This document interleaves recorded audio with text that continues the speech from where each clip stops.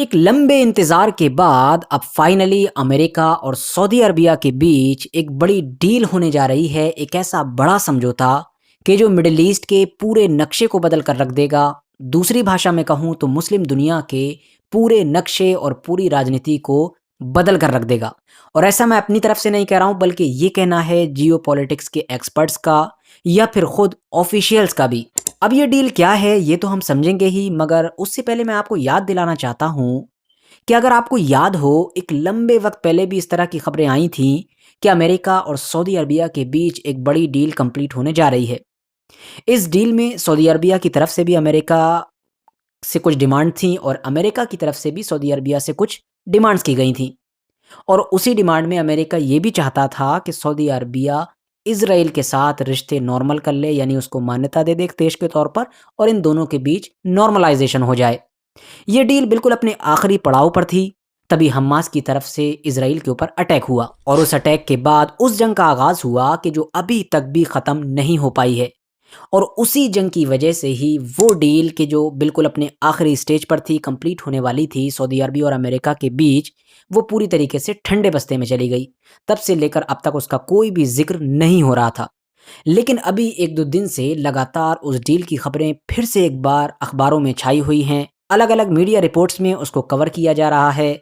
बड़े बड़े जो पॉलिटिकल एक्सपर्ट्स हैं वो भी अपनी डिबेट में, अपने डिस्कशन में इस चीज़ के बारे में चर्चाएं कर रहे हैं। और उनका कहना है कि अगर ऐसा होता है तो यकीनी तौर पर मिडिल ईस्ट का नक्शा और राजनीति बदल जाएगी। लेकिन दोस्तों, अब सवाल यही है कि आखिर वो डील है क्या? सऊदी अरबिया अमेरिका से क्या चाहता है उस डील में, और बदले में अमेरिका सऊदी अरबिया से क्या चाहता है? और ये जो नई डील अभी आई है एक दो दिन पहले, इस प्रपोजल में पिछले प्रपोजल से क्या फ़र्क है? मतलब क्या क्या इसमें डिफरेंसेस किए गए हैं? तो दोस्तों, इस बार की डील में सऊदी अरबिया सिर्फ अमेरिका से नहीं बल्कि इजराइल से भी कुछ चाहता है। बात कर लें अमेरिका की, तो अमेरिका के सामने सऊदी अरबिया की डिमांड है कि भाई, तुम हमको सिक्योरिटी की गारंटी दोगे। वैसे तो आपको पता होगा कि इन दोनों के बीच ऑलरेडी बहुत सारे सिक्योरिटी समझौते हैं और सऊदी अरबिया की काफ़ी हद तक जो सुरक्षा की ज़िम्मेदारी है, जो उसकी सिक्योरिटी है, वो अमेरिका पर ही डिपेंड रहती है। अब से नहीं बल्कि लगभग 80-90 साल से, यानी कह सकते हैं जब से ये देश बना है। लेकिन अब इस समझौते में जो सऊदी अरबिया अमेरिका से सिक्योरिटी की गारंटी चाहता है, वो कोई छोटी-मोटी नहीं, बिल्कुल नेटो जैसी। जैसे नेटो ग्रुप में होता है ना कि अगर एक देश पर हमला हुआ तो हम सारे देशों पर हमला है। सऊदी अरबिया बिल्कुल उसी तरह की अमेरिका से गारंटी चाहता है कि हमारे ऊपर अगर कोई आँख भी उठाकर देखे तो मानो अमेरिका के ऊपर आँख उठाकर देख लिया और तुम फ़ौरन कूद पड़ो उस जंग में। कह सकते हैं बिल्कुल इज़राइल की तरह, क्योंकि इज़राइल नेटो का हिस्सा नहीं है, लेकिन इज़राइल और अमेरिका के रिश्ते ऐसे हैं, या जो भी कह सकते हैं जो भी उनके बीच रिश्ता है, वो बिल्कुल वैसा ही है जैसा नेटो ग्रुप में एक दूसरे के साथ होता है। इसके अलावा सऊदी अरबिया अमेरिका के हद से ज़्यादा एडवांस हथियारों का एक्सेस भी चाहता है, यानी एडवांस वेपन चाहता है। ऐसे वेपन्स के जहाँ तक अभी तक तो फ़िलहाल सऊदी अरबिया का एक्सेस नहीं हुआ करता था, उसको नहीं दिए जाते थे। इसके अलावा एक डिमांड सऊदी अरबिया की ये भी है कि हमारे यहाँ ज़्यादा से ज़्यादा इन्वेस्टमेंट करोगे आप, और स्पेशली एआई वगैरह के फील्ड में, यानी कि आर्टिफिशियल इंटेलिजेंस में। लेकिन साथ ही सऊदी अरबिया भी अमेरिका को खुश करने के लिए इस डील के तहत चाइना के बहुत सारे जो इन्वेस्टमेंट होंगे उन पर रोक लगाएगा। यानी एक हिसाब से आप कह सकते हैं कि इसके ज़रिए से अमेरिका का ये फ़ायदा होने वाला है कि वो मिडिल ईस्ट में अपना इन्फ्लुएंस बढ़ाने में कामयाब रहेगा। उसको एक ऐसा बंदा मिल जाएगा जो बिल्कुल नेटो जैसा, यानी अब वो अपने ठिकाने वहाँ पर आराम से बना सकेगा। वैसे तो पहले भी आपको पता है मिलिट्री बेसेस उसके हैं ही अलग-अलग देशों में, लेकिन वो उसके घर जैसा बन जाएगा, उसकी मिलिट्री वहाँ पर पड़ी रहेगी जो भी। तो अमेरिका का उसमें फ़ायदा ही होगा, क्योंकि भाई सऊदी अरबिया की गिनती दुनिया के सबसे ज़्यादा तेल रखने वाले देशों में होती है। बहुत बड़ा क्षेत्रफल है उसका, मिडिल ईस्ट में इतना बड़ा कोई देश नहीं है। और अपने इन्फ्लुएंस को बढ़ाकर इस तरह से वो उस चाइना और ईरान को कंट्रोल कर सकेगा जो लगातार अपना इन्फ्लुएंस बढ़ा रहे हैं और अमेरिका और साथ ही साथ इज़राइल के लिए ख़तरा बन रहे हैं। इसके अलावा सऊदी अरबिया की एक डिमांड ये भी है कि हमारे न्यूक्लियर प्रोग्राम में तुम हमारी हेल्प करोगे, न्यूक्लियर प्रोग्राम को आगे बढ़ाओगे हमारे, लेकिन ये वो वाला नहीं होगा जैसे ईरान के ऊपर इल्ज़ाम लगते हैं, बल्कि ये सिविलियंस यूज़ के लिए होगा। अब बारी आती है इज़राइल की कि आखिर सऊदी अरबिया इस डील में इज़राइल से क्या चाहता है और बदले में उसको देना क्या चाहता है।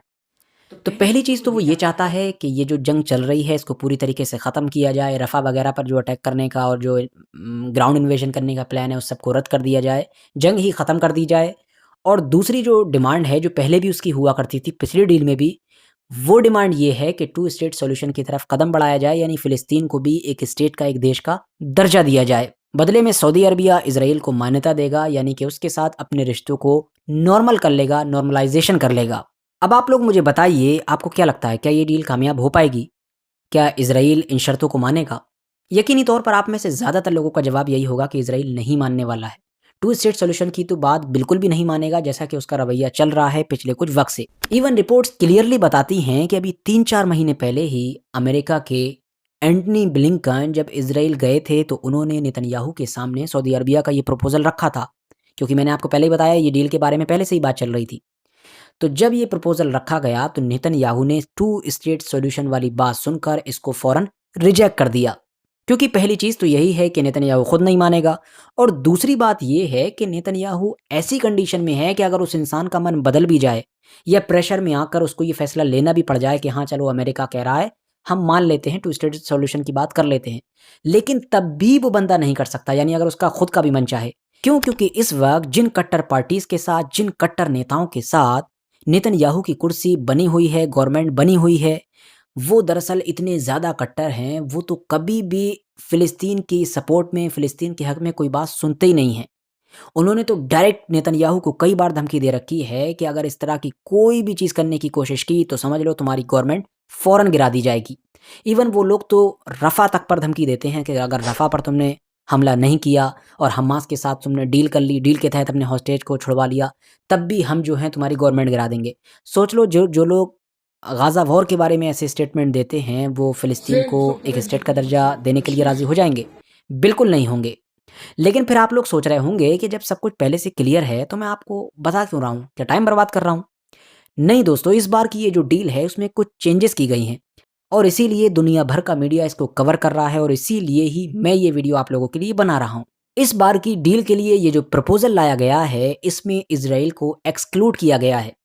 यानी इस डील का नतीजे तक पहुँचना, इस डील का सक्सेसफुल होना, अब इज़राइल के ऊपर या फिर इज़राइली गवर्नमेंट और इज़राइली प्रधानमंत्री नेतन्याहू के ऊपर डिपेंड नहीं है।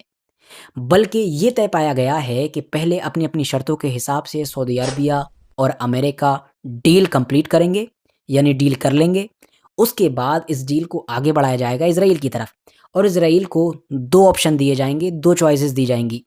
पहला ऑप्शन तो ये होगा कि इस डील में एंटर हो जाओ, हमारी शर्तों को मान लो, बदले में तुम्हें भी वो चीज़ें मिलेंगी जिनका वादा किया जा रहा है। यानी सऊदी अरबिया नॉर्मलाइज़ेशन तुम्हारे साथ कर लेगा, तुम्हें मान्यता दे देगा, लेकिन उसके बदले में तुम्हें जंग ख़त्म करनी होगी और टू स्टेट सॉल्यूशन की तरफ कदम बढ़ाना होगा। और दूसरा ऑप्शन ये होगा कि अगर ऐसा नहीं करते हो, तो पीछे छूट जाओ। ना तुम्हें दोस्त मिलेगा, जो मिलने वाला है ज़ाहिर है सऊदी अरबिया, तो उसका, अगर सऊदी अरबिया ने उसको मान्यता दे दी, तो ये इज़राइल के इतिहास की सबसे बड़ी जीत होगी। क्योंकि सऊदी अरबिया को मक्का, मदीना जैसे पवित्र शहरों की वजह से दुनिया के ज़्यादातर इलाकों में मुस्लिम वर्ल्ड का एक सेंटर माना जाता है, एक नेचुरल लीडर के तौर पर देखा जाता है, और मिडिल ईस्ट के सबसे बड़े और सबसे अमीर देशों में से भी एक है। तो कहीं न कहीं ये इज़राइल की अभी तक की सबसे बड़ी कामयाबी होगी। इसके अलावा उसको बहुत सारा इन्वेस्टमेंट मिलेगा। जब सऊदी अरबिया और इज़राइल का आपस में दोस्ताना होगा, रिश्ते बनेंगे, तो इन्वेस्टमेंट होगा ही होगा। साथ ही साथ सिक्योरिटी की गारंटी मिलेगी। अब आप लोग सोच रहे होंगे कि आखिर सिक्योरिटी की गारंटी कैसे मिलेगी? तो मैं आपको एक मिसाल देता हूँ। ज़रा इमेजिन करके देखिए कि इजिप्ट और जॉर्डन अगर इज़राइल के दोस्त नहीं होते, उसके साथ नॉर्मलाइज़ेशन नहीं कर चुके होते, तो इस जंग का हाल क्या होता? इस वक़्त की सूरत हाल मिडल ईस्ट में क्या होती? बस अब मुझे आगे कुछ ज़्यादा बताने की ज़रूरत नहीं है, आप लोग समझ चुके होंगे, आपने इस जंग को बहुत डीपली फ़ॉलो किया है, गहराई के साथ फ़ॉलो किया है। तो बस समझ लीजिए, अगर आगे कोई भी ऐसी जंग होती है, कोई भी ऐसी इज़राइल के सामने मुसीबत आती है, हमास या इस तरह के किसी और ग्रुप की शक्ल में, तो जैसे आज इजिप्ट और जॉर्डन का किरदार रहा है, वैसे ही सऊदी अरबिया का भी हो जाएगा। और साथ ही साथ ये तिकड़ी बन जाएगी, यानी कि अमेरिका, इज़राइल और सऊदी अरबिया, मिडल ईस्ट में ये तिगड़ी बन जाएगी, जो ईरान को काउंटर करेगी, चाइना को काउंटर करेगी। तो कहीं न कहीं इसमें डायरेक्टली या इनडायरेक्टली इज़राइल का ही फ़ायदा होगा, और अमेरिका का तो आखिर में फ़ायदा हो ही रहा है। दोस्तों, पर्सनली मुझको लगता है कि देर या सवेर ये डील कंप्लीट हो ही जाएगी। सऊदी अरबिया इज़राइल के साथ नॉर्मलाइज़ेशन कर लेगा, और अमेरिका सऊदी अरबिया को वो सब कुछ दे देगा जो वो चाहता है, और बदले में सऊदी अरबिया से भी अमेरिका को वो सब कुछ मिल जाएगा कि जो वो चाहता है। और ऐसा मैं इसलिए कह रहा हूँ क्योंकि इज़राइल के तो हालात ऐसे बने रहते हैं कि वहाँ तो जब इलेक्शन होते हैं, तब भी कोई इंसान इस तरह से इतनी फुल बहुमत के साथ गवर्नमेंट नहीं बना पाता है कि वो खुद से फैसले ले सके। और अब नेतन्याहू का मामला तो आपको पता ही है, ऑलरेडी डिक्लाइन पर है। इस बंदे को जाना ही जाना है, आज नहीं कल, कल नहीं परसों, क्योंकि हालात इतने ज़्यादा बुरे हो चुके हैं, पॉपुलैरिटी ज़मीन पर आ चुकी है, कोई बंदा इस टाइम खुश नहीं है उससे, तो जाना ही है। अभी भले ही जितने दिन तक गवर्नमेंट चल रही है, नेतन्याहू की गवर्नमेंट अगर एक बार गिरेगी तो ज़ाहिर है वो सारी कट्टर और छोटी पार्टीज़ भी हुकूमत से बेदखल हो जाएँगी कि जिनकी कट्टर रवैयों की वजह से, कट्टर पॉलिसीज़ की वजह से ये जंग इस जगह तक पहुँची है, इस हाल में पहुँची है। क्योंकि आने वाली जो नई हुकूमत होगी, जो नई-नई पार्टीज़ हुकूमत बनाएँगी, वो कभी भी इन सबको अपने कोalition में लेना ही नहीं चाहेंगी। इन्होंने पूरी दुनिया में इज़राइल को इतना ज़्यादा नुकसान पहुँचाया है, इसकी इमेज को इतना बदनाम कर दिया है कि जितना पहले शायद किसी ने भी नहीं किया था। और नेतन्याहू के बाद जो पार्टीज़ वहाँ पर हुकूमत बनाएँगी, वो तो पहले ही सॉफ्ट हैं इन लोगों के मुकाबले में, और अमेरिका के कहने पर वो इशारे दे चुकी हैं कि वो इन सारी चीज़ों को मान ही लेंगी। और फिर इनको और अमेरिका को अच्छी तरह से पता है कि इज़राइल को ज़्यादा से ज़्यादा लंबे वक़्त तक बाकी रखने का एक ही तरीका है, पुख्ता तरीका है कि ज़्यादा से ज़्यादा मुस्लिम देशों के साथ इज़राइल की नॉर्मलाइज़ेशन करवाई जाए और उसको मान्यता दिलवाई जाए। इसके अलावा जंग वग़ैरह या इस तरह की चीज़ों का कोई भी रास्ता कारगर साबित नहीं होने वाला है। फिलहाल आज की अपनी वीडियो को हम यहीं पर ख़त्म करते हैं। वीडियो अगर इन्फॉर्मेटिव लगी हो लाइक करें, दोस्तों के साथ ज़रूर शेयर करें, और ऐसी ही वीडियोज़ आगे देखने के लिए इस चैनल को भी ज़रूर सब्सक्राइब करके रखें, ताकि जब भी मैं आइंदा वीडियो डालूँ तो आप लोगों तक सबसे पहले पहुँच सके।